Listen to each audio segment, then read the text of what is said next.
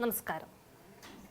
CPMന്റെ അടിത്തറ ഇളക്കിയ തോൽവിയും AN ഷംസീറിന്റെ തുറന്നു പറച്ചിലുകളും ഈ വിഷയം സമഗ്ര രാഷ്ട്രീയ വിശകലനം നടത്തുകയാണ് യോഗനാഥം ന്യൂസ് ഇന്ന്. കേരള രാഷ്ട്രീയത്തിൽ ഇന്നുവരെ കാണാത്ത വിധം കമ്മ്യൂണിസ്റ്റ് പ്രസ്ഥാനത്തിന്റെ അടിത്തറ ഇളക്കിയ ഒരു തെരഞ്ഞെടുപ്പ് ഫലമാണ് പുറത്തു വന്നത്. CPM തങ്ങളുടെ സുരക്ഷിത താവളങ്ങളായി കരുതിയ കോട്ടകളിൽ പോലും കനത്ത തിരിച്ചടി നേരിട്ടു. ഈ പരാജയത്തിന്റെ ആഴവും കാരണങ്ങളും വ്യക്തമാക്കുന്നതോടൊപ്പം പാർട്ടിക്കുള്ളിലെ ജനാധിപത്യമില്ലായ്മയെയും നേതൃത്വത്തിന്റെ ധാർഷ്ട്യത്തെയും അതിരൂക്ഷമായി വിമർശിച്ചുകൊണ്ടും CPMലെ പ്രമുഖ നേതാവായ AN ഷംസീർ നടത്തിയ വിലയിരുത്തലുകളും രാഷ്ട്രീയ കേരളത്തിൽ വലിയ ഭൂകമ്പമാണ് സൃഷ്ടിച്ചിരിക്കുന്നത്. അദ്ദേഹത്തിനെതിരെ പാർട്ടി അണികളിൽ നിന്ന് വലിയ പ്രതിഷേധമാണ് വരുന്നത്. TPയുടെ അവസ്ഥ വരാതെ നോക്കണം എന്നുള്ള ഭീഷണികൾ പോലും ചില കോണുകളിൽ നിന്നും ഉയരുന്നുണ്ട്. ഇത്തവണത്തെ തെരഞ്ഞെടുപ്പ് ഫലം ഒരു കായിക മത്സരം പോലെ ആയിരുന്നു എന്നാണ് ഷംസീർ ചൂണ്ടിക്കാണിക്കുന്നത്. 2022 ആവേശകരമായ അർജന്റീന ഫ്രാൻസ് ലോകകപ്പ് ഫൈനൽ പോലെ അല്ലെങ്കിൽ ഒരു 2020 മാച്ച് പോലെ ശക്തമായൊരു മത്സരമാണ് പാർട്ടി പ്രതീക്ഷിച്ചിരുന്നത്. എന്നാൽ വോട്ടെണ്ണൽ തുടങ്ങിയപ്പോൾ തന്നെ കാര്യങ്ങൾ കൈവിട്ടുപോയി. പോസ്റ്റൽ വോട്ടുകളിൽ ലീഡ് ലഭിച്ചെങ്കിലും പിന്നീട് കാര്യങ്ങൾ മാറിമറിഞ്ഞു. പയ്യന്നൂർ, നിലമ്പൂർ തുടങ്ങിയ ഉറച്ച മണ്ഡലങ്ങളിൽ പോലും CPM പരാജയപ്പെട്ടു.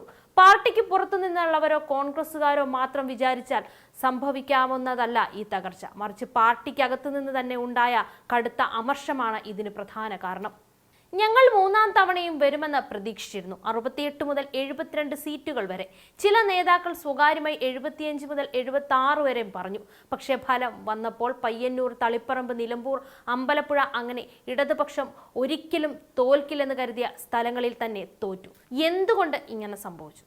നേരത്തെ വോട്ട് ചെയ്തവർ തന്നെ വോട്ട് ചെയ്യാതെ ഇരുന്നു. ഇടതുപക്ഷത്തെ സ്നേഹിച്ചവർ പോലും ഈ അഹങ്കാരം ഇനി സഹിക്കാനാവില്ല എന്ന് തീരുമാനിച്ചു.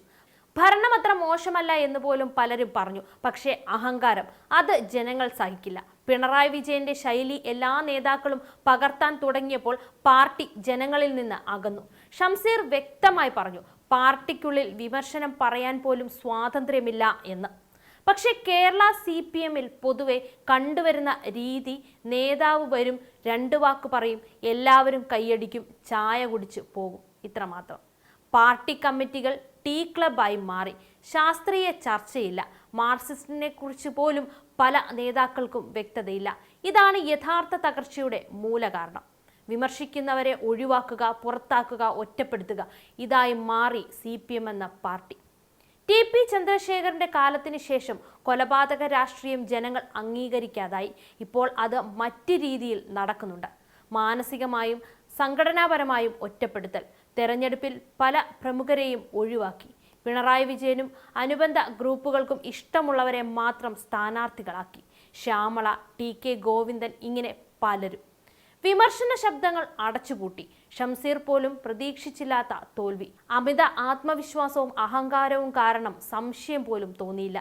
ഇത് വെറും ഒരു തെരഞ്ഞെടുപ്പ് തോൽവിയല്ല, ഒരു സംഘടനയുടെ ഉള്ളിൽ നിന്നുള്ള തകർച്ചയാണ് എന്ന് വേണമെങ്കിൽ പറയാൻ കഴിയും. ജനാധിപത്യ സമൂഹത്തിൽ അഹങ്കാരം ഒരിക്കലും സഹിക്കില്ല. ഇടതുപക്ഷത്തിനു വേണ്ടി നിലകൊള്ളുന്ന പലരും പാർട്ടിക്ക് പുറത്താണ്. അവർ ആവശ്യപ്പെടുന്നത് ഒന്നു മാത്രം, വിമർശിക്കാനുള്ള സ്വാതന്ത്ര്യം. ഷംസീർ പറഞ്ഞത് ഇപ്പോൾ കൂടുതൽ അർത്ഥവത്താവുകയാണ്. പാർട്ടിയുടെ പരാജയത്തിന് കാരണം ജനകീയ അടിത്തറ നഷ്ടപ്പെട്ടതും നേതാക്കളുടെ അമിതമായ ആത്മവിശ്വാസവുമാണ്. അന്ന് മുഖ്യമന്ത്രിയായിരുന്ന പിണറായി വിജയന്റെയും മറ്റു ഉന്നത നേതാക്കളുടെയും അഹങ്കാരവും ധാർഷ്ട്യവും സാധാരണക്കാരായ ജനങ്ങൾക്ക് സഹിക്കാൻ കഴിയുന്നതിനും അപ്പുറമായിരുന്നു. ഇനി ഈ ഭരണം മൂന്നാമത് വന്നാൽ വഴിയിലൂടെ മനുഷ്യർക്ക് നടക്കാൻ പറ്റില്ല എന്ന തിരിച്ചറിവാണ് ഇടതുപക്ഷത്തിന് വോട്ട് ചെയ്തിരുന്ന സാധാരണക്കാരെ പോലും മാറി ചിന്തിക്കാനും പാർട്ടിയെ തോൽപ്പിക്കാനും പ്രേരിപ്പിച്ചത്. എതിരാളികൾ പോലും സർക്കാരിന്റെ ഭരണ സംവിധാനത്തിലെ ഈ പോരായ്മകൾ തുറന്നു പറയുന്നുണ്ട്. കമ്മ്യൂണിസ്റ്റ് പാർട്ടിയുടെ ഏറ്റവും വലിയ ശക്തിയായി കണക്കാക്കപ്പെട്ടിരുന്ന ഉൾപാർട്ടി ജനാധിപത്യമായിരുന്നു. എന്നാൽ ഇന്നത്തെ അവസ്ഥ അതല്ല. പാർട്ടി കമ്മിറ്റികൾ ഇപ്പോൾ ആശയപരമായ ചർച്ചകൾ നടക്കുന്ന വേദികളല്ലാതായി മാറി. മറിച്ച് ചായ കുടിക്കാനും വർത്താനം പറഞ്ഞു പിരിയാനുമുള്ള ക്ലബ്ബുകൾ മാത്രമായി സംസ്ഥാന കമ്മിറ്റികൾ ഉൾപ്പെടെയുള്ളവ തരം താണു കഴിഞ്ഞു. കേരളത്തിലെ പാർട്ടിയിൽ വിയോജിക്കുന്നവരുടെ ശബ്ദം പൂർണ്ണമായി അടിച്ചമർത്തപ്പെടുന്നു. പാർട്ടിക്കുള്ളിൽ അഭിപ്രായം പറയാനോ തെറ്റുകൾ ചൂണ്ടിക്കാണിക്കാനോ ഉള്ള അവസരം നിഷേധിക്കപ്പെട്ടപ്പോൾ ആ അസംതൃപ്തിയാണ് തെരഞ്ഞെടുപ്പ് ബാലറ്റിലൂടെ ജനം പുറത്തെടുത്തത്. പാർട്ടിയിൽ ചോദ്യം ചെയ്യപ്പെടാതെ അധികാരം ഉറപ്പിക്കുന്നതിന്റെ ഭാഗമായി പ്രമുഖരായ പല നേതാക്കളെയും നേതൃത്വം കരുതിക്കൂട്ടി ഒതുക്കി. Thomas Isaac, G Sudhakaran, EP. Jayarajan, K Shailaja എന്നിവരെയെല്ലാം തഴഞ്ഞു. ഇതിന്റെ എല്ലാം ഒരേ ഒരു ലക്ഷ്യം മുഖ്യമന്ത്രിയുടെ മരുമകൻ മുഹമ്മദ് റിയാസിനെ പാർട്ടിയിലും സർക്കാരിലും മുൻനിരയിലേക്ക് ഉയർത്തിക്കൊണ്ടുവരാനുള്ള ശ്രമമായിരുന്നു എന്നാണ് ആരോപണമുയരുന്നത്. കണ്ണൂരിലെ ശക്തനായ നേതാവും മുസ്ലിം മുഖവുമായ എ.എൻ. ഷംസീറിനെയും ഇത്തരത്തിൽ ബോധപൂർവം ഒതുക്കാൻ ശ്രമങ്ങൾ നടന്നു. മന്ത്രി പദവി ലഭിക്കേണ്ടിയിരുന്ന ഷംസീറിനെ സ്പീക്കർ പദവിയിൽ ഒതുക്കിയത് ഈ തന്ത്രത്തിന്റെ ഭാഗമാണ്. കുഞ്ഞാലി അനുസ്മരണ വേദിയിൽ ഉൾപ്പെടെ ഷംസീർ നടത്തിയ രൂക്ഷമായ ഈ വിമർശനങ്ങൾ പാർട്ടി നേതൃത്വത്തിന് എതിരെയുള്ള തുറന്ന വെല്ലുവിളിയാണ്. പാർട്ടി വിട്ടു പോകുന്നവരുടെ അവസ്ഥ ടി.പി. ചന്ദ്രശേഖരന്റേതുപോലെ ആകുമെന്ന ഭയം നിലനിൽക്കുമ്പോഴും ഷംസീർ ഈ വിഷയത്തിൽ ശക്തമായ നിലപാട് എടുക്കുന്നുണ്ട്. ലീഗ് വഴി UDF പാളയത്തിലേക്ക് പോകാൻ ഷംസീർ നടത്തുന്ന നീക്കങ്ങൾ CPM-നെ സംബന്ധിച്ചിടത്തോളം വലിയൊരു തിരിച്ചടിയായിരിക്കും. ലീഗിനെ സംബന്ധിച്ചിടത്തോളം അതൊരു വലിയ മുതൽക്കൂട്ടായി മാറുകയും ചെയ്യും. CPM വലിയൊരു പൊട്ടിത്തെറിയുടെ വക്കിലാണ് എന്ന് തന്നെ പറയാം.